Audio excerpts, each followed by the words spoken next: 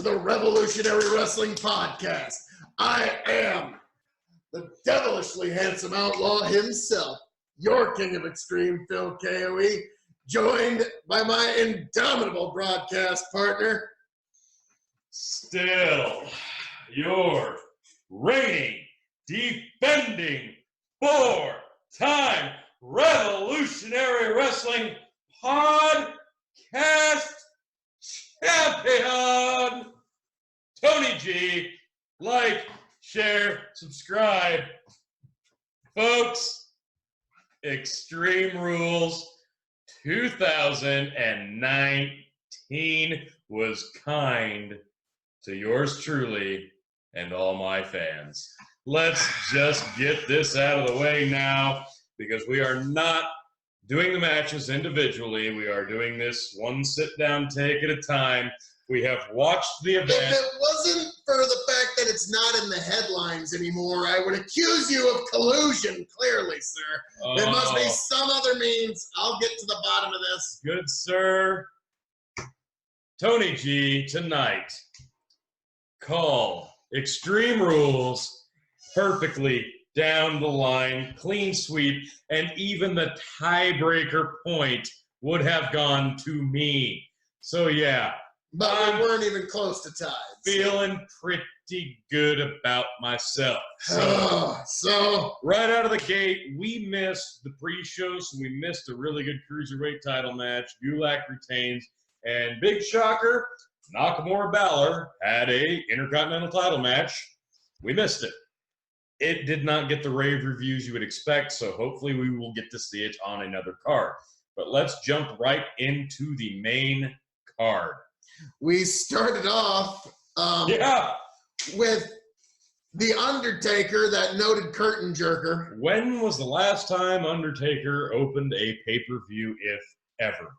Well, after his spectacular performance at Super Showdown, this kind of takes some of the pressure off of him. Sure. So it was Undertaker and Roman Reigns versus Shane and Drew. Actually, pretty damn good match. I didn't have huge expectations going into this. I knew it was going to be serviceable. Roman and Drew were going to carry it, and they did. But, wow. Shane and Taker. Really? Yeah. The fact that Shane McMahon and The Undertaker, at their age, are able to pull off the moves and the spots that they did in this match at this stage of the game. Hats off to both of you. It flowed well. It looked incredible. The coast to coast, the announce table elbow drop, and Undertaker, it does not even need to be said, but still has the presence that's unparalleled. The sit-up into the choke on Shane, it was beautiful. It was a thing of beauty. That was a great spot. It was all good. I ended up giving it 3 stars. It's a Taker match, so. I did as well. 3 stars. And this set the bar for this event as a whole. And that's shocking to say, especially since it was the curtain jerker, but it set the bar pretty high for the rest of the event. And that it did. So, moving on up the card, we have the Revival versus the Usos. Congrats to all of you for not being on the pre-show. We both had the Revival. And they ended up taking it. Tony was a little more generous with this match than me. I loved it. I thought it was great. 3 stars. Great, solid tag match. Oh, yeah. The Revival are being allowed to actually wrestle.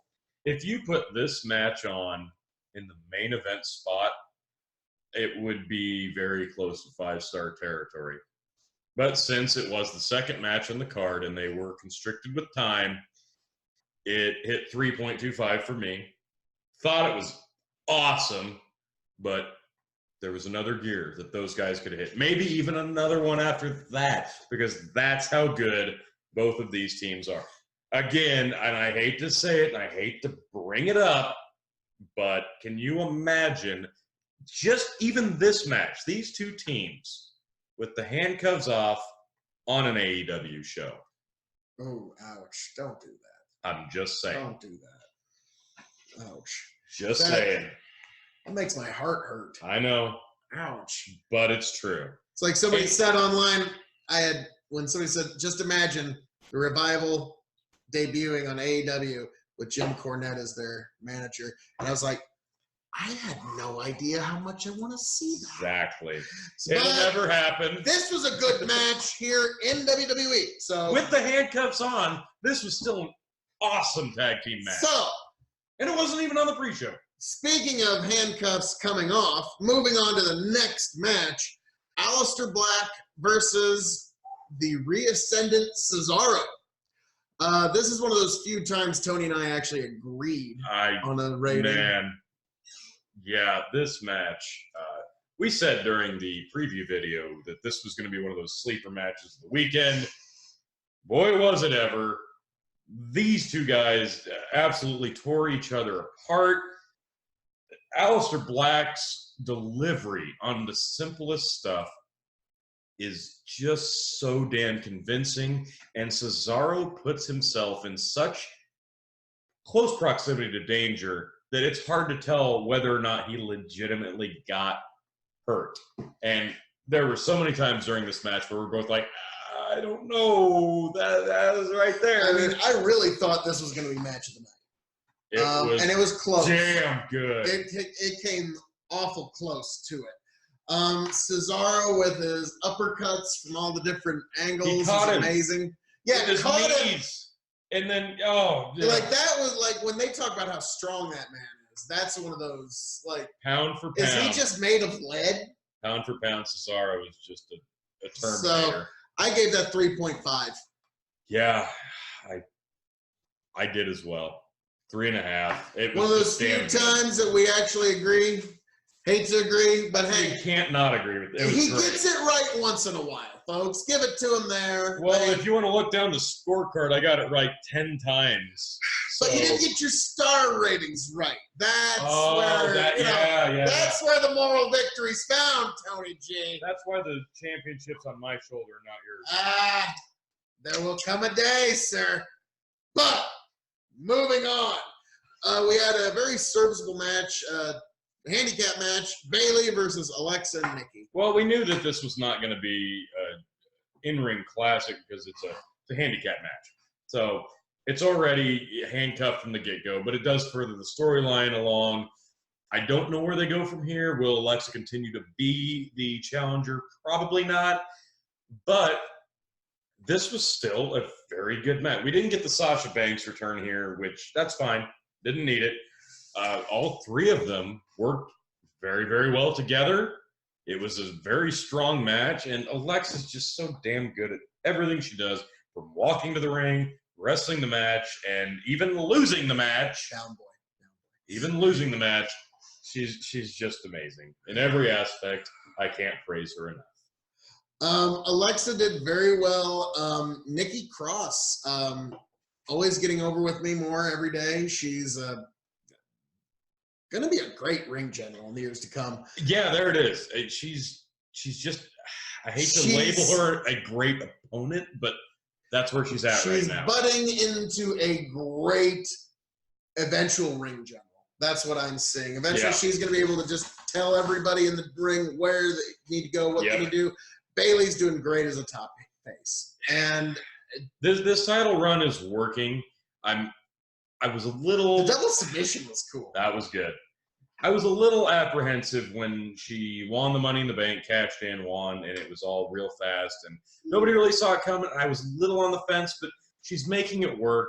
And right now, we have an absence of Charlotte Flair for the first time in a long time, and the title still feels important. So that's key to showing just how well Bayley is getting over as champion. But again, she was good in this match. She owned it, being the 1-on-2.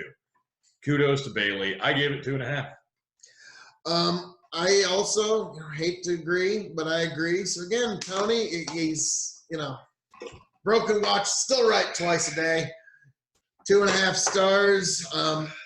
Moving on up the card, Braun Strowman, Bobby Lashley. This is what two big men brawling is supposed to be.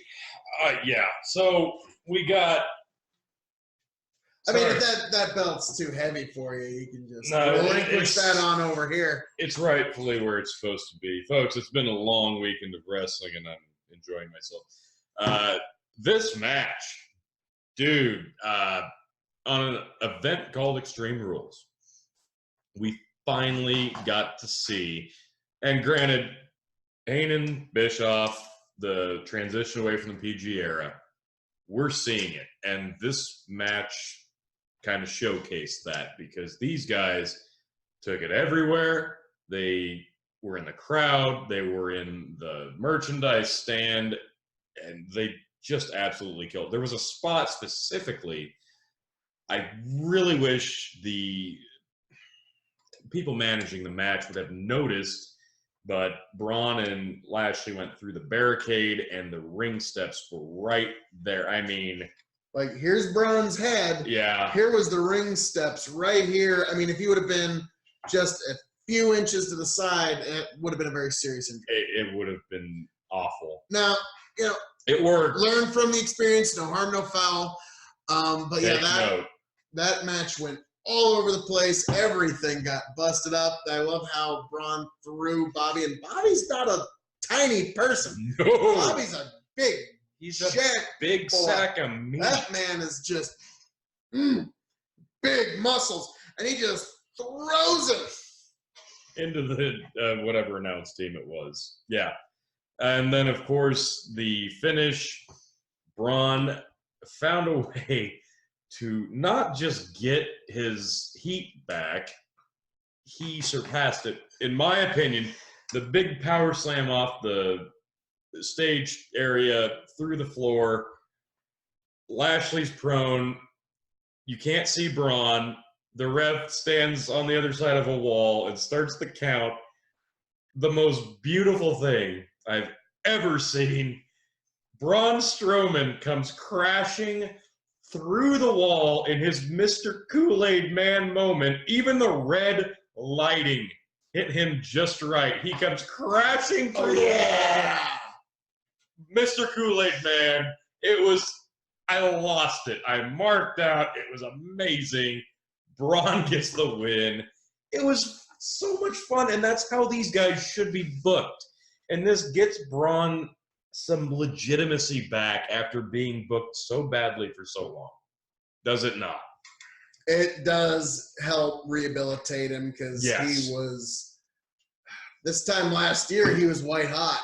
Yeah, and then he went ice cold. At SummerSlam. This helps a lot. So, Braun ends up taking it. Great match, in my opinion, 3.5, 3.5 star. Braun and Bobby put on a great, what two big men doing a brawl is supposed to look like. I mean, I'm Braun right and Bobby, there. them some big boys, and they just clash right in the middle of the ring. Oh, yeah, and yeah. Immovable object. Yeah, I get it. But I couldn't quite go 3.5. I go 3.25, and I'm being very conservative. I've tried to be conservative all weekend, but this was just a fun match. I loved it. I call it like I see it, and that was a great brawl. That It was a great brawl. great. And yes, it fit well on the the card. Kool-Aid Man crash. Oh, yeah. I think at this point, Braun win. in the card, I said to Phil, like, is this not the most fitting card, even to this point so far, that we've seen for Extreme Rules in the last several years? Yeah, this has been a very good card. They're definitely getting back to that style where you can at least say, okay, now they can at least have an event called Extreme Rules. Now, moving on to the next match, a true robbery. Daniel Bryan, Captain Planet, I feel for you, sir. You were robbed, stolen from, sir, from those dastardly ne'er-do-wells, the New Day. This is the one that tipped it into my favor. I went out on a limb. I picked the New Day. Don't ask me why. I didn't have any logic behind it. And even as the event went on, I said, I know you're going to win the title tonight, Phil, because surely Bryan and Rowan will retain. I was awaiting Nope. the debut of that Natural Fallen Oak Tag Team Championship. Don't worry, Daniel. I'm sure you'll get the belt back very soon. You just keep that live stream on that Oak for the day it falls. Feels But good. Heavy Machinery also really Dude. impressed. Overall, heavy machinery in this match. I was ready to see it. I said during the predictions, if they're gonna pull the trigger, just do it. It'd be great. But they had a presence in this match specifically better than I have seen them do anywhere else on the main roster up until this point. They had the crowd support, not over the top, just enough, but they were flowing, they were gelling, and they were hitting their spots better tonight than they have yet on the main roster. So I think if they are going to get the belts on them at some point, this was the match that pushed them into that area. Because it was very, very good. And there was a point where we're like, maybe they will pull the trigger. Now, yes, they were getting better reactions and doing better in this match than you've ever seen them. But keep in mind, they're in the ring with 3 tag team specialists and a multiple former world champion. And Daniel Bryan, Rowan, and Very New good Day point. are 3 tag team specialists. So New Day's now a If they 6-time tag team if they champion. can't look good with them, they ain't gonna look good. That's a very fair point, and that's probably why they put them in this match to begin with, because New Day now 6-time champion. It's unparalleled, the success that New Day has had, because the New Day pairing as an afterthought, which it was, has been a bigger success than probably any of the tag team pairings that they have done in the last how many decades? Because this was a team that was never supposed to succeed. They are now 6-time tag team champions. They hold the longest tag team championship reign, even over Demolition. One of them's world champion. And Kofi Kingston is world champion. The New Day is more successful than the Shield. Yes.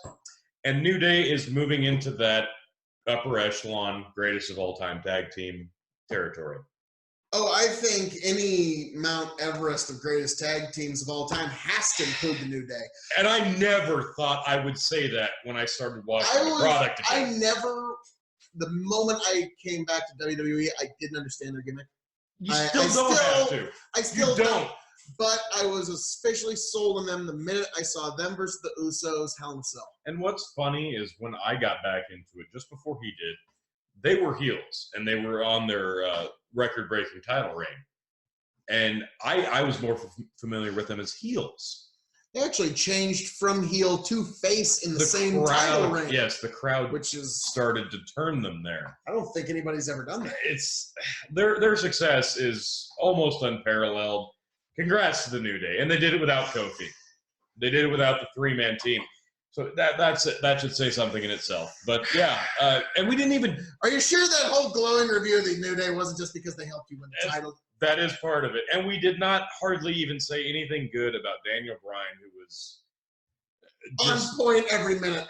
He could not have been more on point in this match. I mean, we thought it's like, oh, here he come. Daniel got the shock tag, and then so it's great. I gave it 3.5. You gave it 3.25. Again, fair. I could go higher. I could, because I loved it, and Heavy Machinery again did awesome. I just couldn't go higher. That's fair. That's fair. So moving right along to, in my personal opine, the match tonight: Ricochet versus the phenomenal AJ Styles, 2018 Revolutionary Wrestling Podcast Wrestler of the Year. And he's making a strong case for 2019. He's definitely making sure he is in the... He'll be in the running. I can promise you that. Amazing match. I think they just held a little something back for the eventual rematch. That's the thing, because you asked me at least twice during this match, how are you rating this right now? How are you rating this right now? And my response was, I can't rate this fairly because they're both so damn good. I know I'm holding back because they're so crisp, they're so skilled, and they gelled so well together. It's almost second nature, and you're like not impressed with it because they're that good until they do something so over the top that it snaps you back, and you go, "Oh, that's right. This is phenomenal." Hence the word. It was just so damn good. But you're right. They did hold back a little bit, and I cannot tell you how much I want there to be a rematch at SummerSlam. Oh yeah, This was incredible. I'm already calling it. If they have a rematch at SummerSlam, that will be in my contention for match of the year. Yeah, it has not even happened. We're weeks out, and it's going to be amazing. I gave it 4 stars. It was, oh my gosh, which is the highest rating I gave to matches all weekend. 4 stars. Maybe I'm biased because it's AJ Styles, and maybe I'm biased because I picked AJ Styles. But AJ Styles hits a middle rope Styles Clash reverse and gets the win in his, 3rd U.S. title reign. I think you're right. It was, and this is after Ricochet hits a springboard shooting star press. That was pretty. This is after they did many amazing things. I couldn't even begin to list them. Champ, what did you give it? I gave it 4.25 because it was freaking great. 4.25, the highest rated match of the weekend. And rightfully so. Fantastic. We will get into that a little It was later. incredible. I gave it 4. It was an amazing match, and it was one of those matches I almost broke my quartering rule. It was that good because it was one of those, it just wasn't quite a 4.5, but you couldn't give it less than 4, justly, in my opinion. So your 4.25 is probably, as much as I hate to admit, a fairly accurate assessment, but with Phil KOE and the KOE Nation, halves and wholes, it's going to have to be a very special match for me to break that rule. This was almost there. We'll see. There's a reason I'm champ. For now, sir. Then moving on to one that I don't think is fair to even rate. Owens versus Ziggler. No, we can't rate it. We didn't even know this match was going to happen. We were doing a lot of things at the time. Matches that are under 20 seconds, I think it's fair to not rate. I think it was under 10. That's why I'm saying I'm just using 20 as a general. We didn't expect it. Owens comes out. Dolph comes out. Kick, stunner, 1, 2, 3. Owens does another great promo because he's just so damn good at it. Drops the mic, leaves. There's no reason to rate it, but we had to tell about it. Come on, Kevin Owens is. We know this is scripted, right? The pipe bomb stuff he's doing, we know it's scripted. We know he's supposed to be doing it. I know. But if anybody's going to do it, like him and Sami Zayn, I'd even throw Dolph Ziggler in there. Those are the guys that need to be doing this. And the fact that it's Kevin Owens, it's awesome. I want to see him back in the world title picture because, damn it, he's just so freaking good. Kevin on the mic, you really can't top. Not just on the mic, but he backs it up in the ring. Even when he's injured, you should just have him do somebody else's mic work. Pretty much. So, Kevin. Hats off, as always. Moving on. Kofi versus Samoa Joe. I don't think you had very high expectations for this match, did you? I did not, and that is, like I said in my preview, I generally don't have very high expectations for Samoa Joe matches. But you do give him kudos on the psychology, which you was on point here. His psychology aspect is better than most. Oh, yeah. His in-ring, it either flows or it doesn't, depending on his opponent. And did it this flow was one tonight? that it did, and I actually rated this one higher than you did. You did. There's very few, he's got to really hit a certain tempo to really catch my attention. And this was Kofi was the right one. And I ended up giving this match 3 stars because it hit a lot of good tempos. Everyone was right where they needed to be. And As much as I wanted to see A, Joe possibly win, and B, Brock cash in. There you go, though. There you go. You just said you kind of want to see Samoa Joe as champion. And it may not be completely based off the fact that he's an in-ring general or anything like that, but because you could get behind it, because you could believe it. And I wanted to mention, because in the middle of that, they did one of the most impressive magician spots of the year, where they stuffed Kofi's finger in the steps, and Joe decapitates it by stomping on the step. You knew it wasn't real, but you're still like, oh, it's horrifying to watch. And then Kofi still gave I can't give you the finger because my finger hurts. It was beautiful. But I can only give it 2.75. Why is that, sir? Because this card was so stacked and had so many matches that a lot of these matches were prevented from hitting another gear. That match, do you disagree, could have hit another gear and been worlds better, another star better, had it been given another gear? Oh, yes. Yes. Okay. So that would be my reason. Perfectly valid. 3 stars, 2.75. It was great, though. I loved it.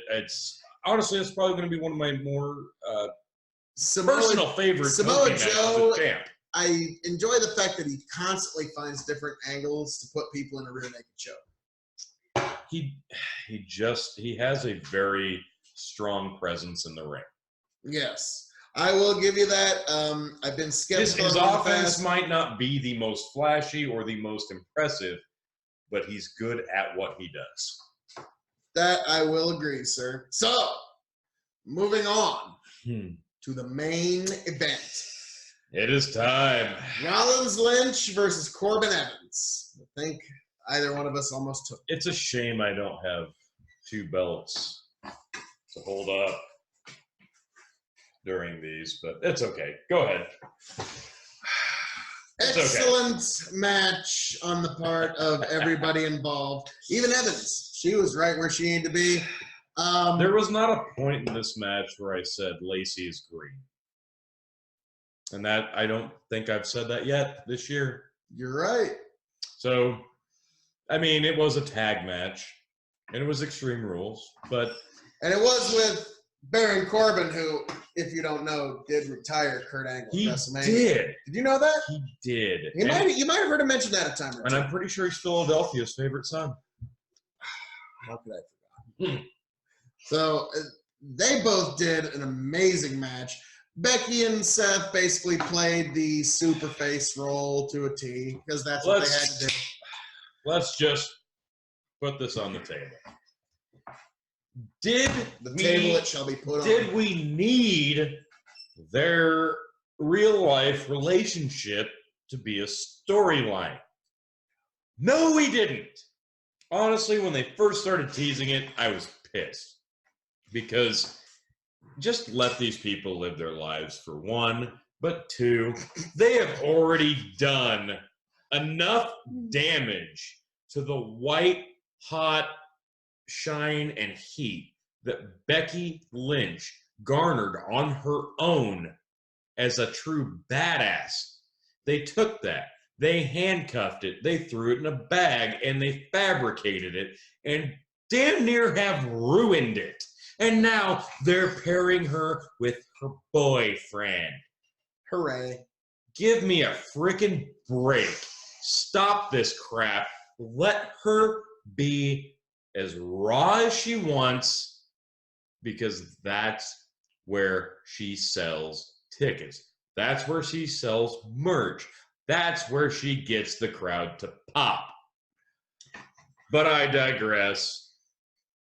Becky Lynch and Seth Rollins were both completely on point in this match. I find it absolutely ludicrous that we even bothered with tags, because it's an Extreme Rules match. Why couldn't we do tornado style? Because we even had both of them pinning at the same time, and it wouldn't have mattered because we could pin either. Say something. I'm just getting annoyed talking about it. Beyond that, I just find it so peculiar that at these WWE events, the ring crew is like, all right, we got all these extra kendo sticks. Where are we going to leave these kendo sticks, guys? Obviously, underneath the performance surface. That's where we need to leave these half dozen. Well, they were inside the aluminum trash can that Shane found. Ah, so he dumped them out. Yes. So let's just put them in this trash can, put it under the ring, and let's just hope nothing happens by the end of the day. I did like the double team suplex to the ring entrance. That was good. There was a specific spot where Becky goes after Lacey with a chair. She gets her, but in the process, Lacey chucked the chair at her and caught her in the face. Yeah, legitly, she had a goose egg on her face over that. I didn't even see where Lacey got busted open, but she was bleeding from, I believe, the top lip.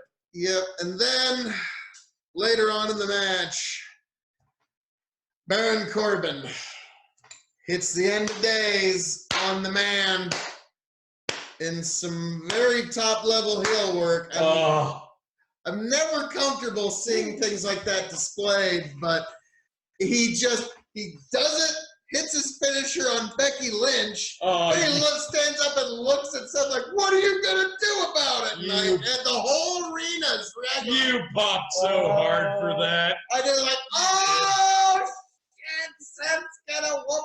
Oh, no.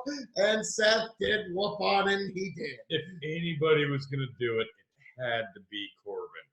Who's going to hate it? Folks, you may not like it. You may not want it. But Baron Corbin in 2019 is becoming one of the best heels on the roster. He's not the hero you need. He's the hero you deserve. Is why some dark next Kurt Angle picked him to beat him. That's why. If Kurt Angle believes in you enough to say he can retire me, that's saying something. Get behind it. He's getting there, folks. He is getting there, and that was a big step in the right direction. It was beautiful, and Seth Rollins lost his absolute shit. And it was awesome. 3 curb stomps. No, kendo stick. Oh, yeah. Steel chair, curb stomp. 1, 2, 1, 2, 3. And the match, I gave it 3 stars. We'll get to the rest in a minute. I gave it 3.25. And I gave it 3.25 because I'm just gonna call it what it is. I'm gonna call it fan service, and I'm gonna call it my own fan service because so many people wanted to crap on this match going into the event because I don't want to see this. I'd rather see a one-on-one. No, you wouldn't. Because had they done another one-on-one match between both Corbin and Rollins and Evans and Becky, you would have crapped on it. But they did this, and you knew what the result was going to be going in. But they did this match instead. They did it Extreme Rules, and you know what? It worked. Could this have been done on a Raw? Maybe. But this match worked. All 4 people involved hit their spots, hit the right spots, had good chemistry, had good match flow. And the expected result was the right result, and I enjoyed it. I thought it was way better than most people were even willing to give it a chance. Yes, it was a great match. I gave it 3, which I think is fair. And then the shenanigans and chicanery afterwards. Yes, he called the cash in right. Brock Lesnar comes in, cashes in his money in the bank contract against a weakened Seth Rollins. 2 German suplexes, 1 F5. We have a new Universal Champion in the Beast, Brock Lesnar. We not only had one on the go home of Paul Heyman saying, hey, we're going to cash in, or I could be lying. He came out earlier in the night and said, I could be telling you the truth, or it could be Paul Heyman. When I heard that, I was like, oh, well, Brock's on here, because when he said, I could be telling the truth, or I could be Paul Heyman, it's like, well, there's about 100 dudes that used to work for you at ECW and a couple other promotions, I'm sure, that could all be like, oh, you could be telling the truth, or you could be Paul Heyman. I'm sure that's what they're all thinking. So, well, turns out you're not Paul Heyman this evening because you were telling the truth. Brock comes out, cashes in, new Universal Champion. I know the internet wrestling community is going to be,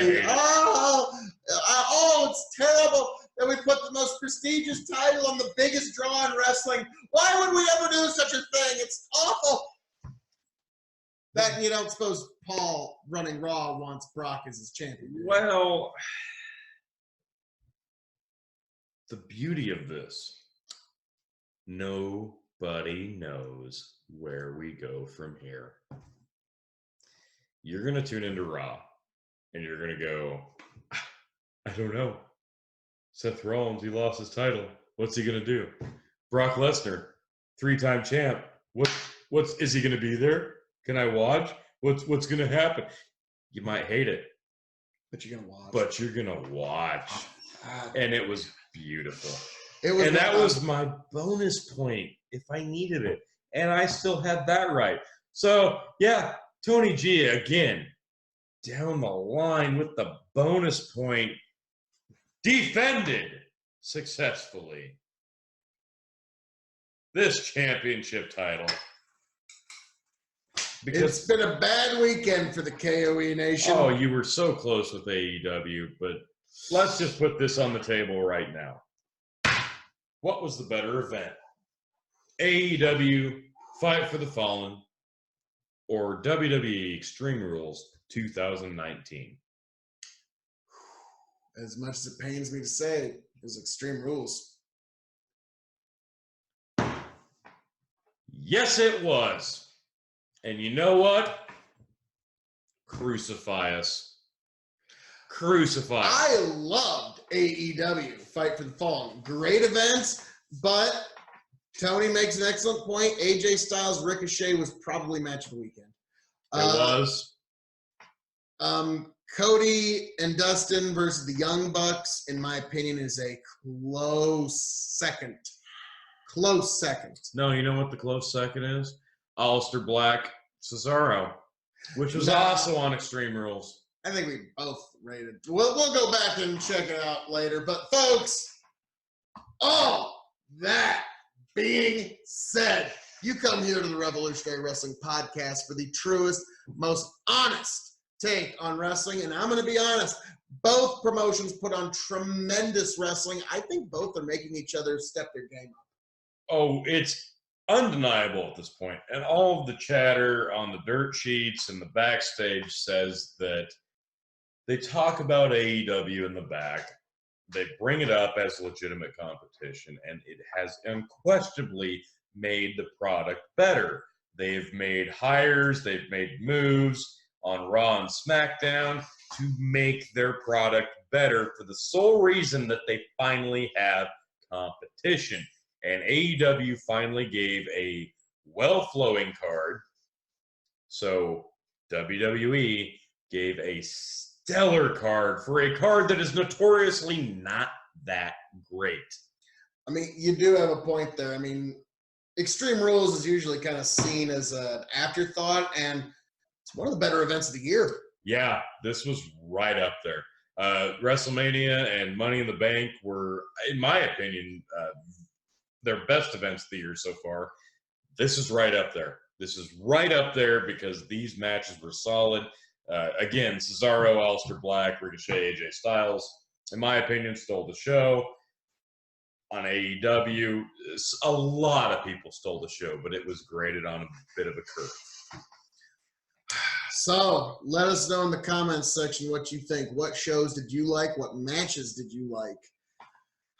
I am your king of extreme, Phil KOE, handing it off to my indomitable broadcast partner.